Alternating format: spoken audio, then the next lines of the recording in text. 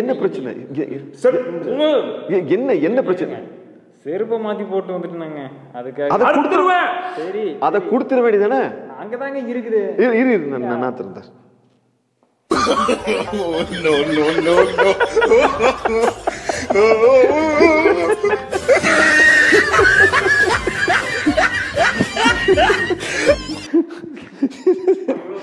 கொடுங்க. செய்தி நல்லா இருந்துச்சு. என்ன பாக்குறீங்க? அவங்க என்ன பண்ணாங்க? சும்மா இருங்க, கிளம்புங்க. ஜாக்கிரதை, இயேசுதான் முக்கியம். கொஞ்சம் சிரிச்சிட்டீங்க. சில சமயம் பொருளை அதிகமா நேசிக்கிறதுனால நிறைய தீமையை நாமளே உள்ளுக்குள்ள போட்டுக்கோங்க.